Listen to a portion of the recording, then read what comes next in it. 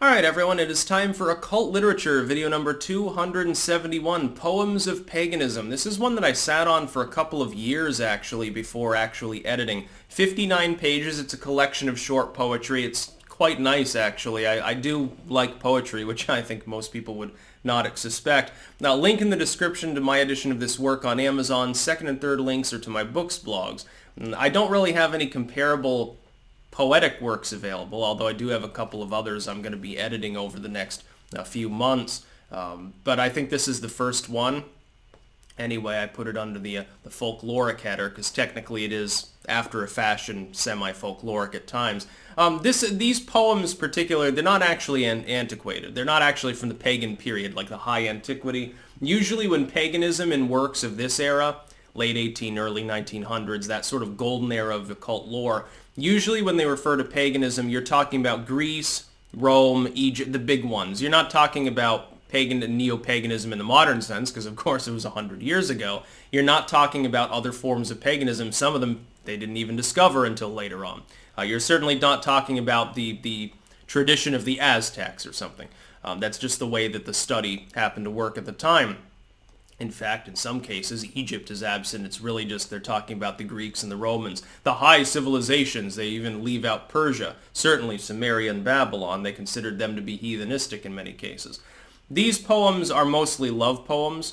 In fact, they're explicitly romantic after a sense. There's a sort of even mix between the ones that are very positive and upbeat, and they're sort of like, oh, I love you so much, and I love you more than Cupid loves, shooting people.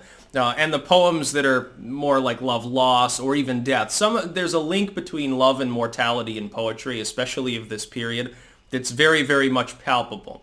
Both in the sense of like, well, if you were to leave me, I would die, and I would cry, and I would sigh, and that sort of thing. Or the ones where like you're grieving, essentially. So it can be more metaphorical or it can be more literal. You get both in this particular work. Much as I'm tempted to recite some poetry for people from the work, I don't think that you would enjoy my recitation style, so I'm going to forgo that. Maybe in the future. I'll do a books on tape version of Poems of Paganism. I know I was talking to one dude who wanted to do potentially audiobooks with me. The problem is that me coordinating things always gets out of hand and becomes impossible. I am very bad at doing that. In case you haven't noticed, I'm not exactly the best at coordinating my work. I work hard, but I'm not good at planning things beforehand because I do things spur of the moment. It can be a problem with larger projects. That's why I drag my heels on having a website for 2 fucking years. Anyway, I like that. I find the more upbeat poetry to be more my style. I'm not really so much into the love loss, love lies bleeding, sighing upon the grave of my loved one sort of poetry. It's like the world is messed up enough. I don't really want to see that shit. If it's gory like splatterpunk poetry, maybe that would work, but I don't think you're getting that in this particular era a century ago. Anyway, it's by an author, a pseudonym Paganus, which is about as pagan as the work is. It alludes to a lot of the classical figures at times, again, like the Cupids and Aphrodite sort of thing.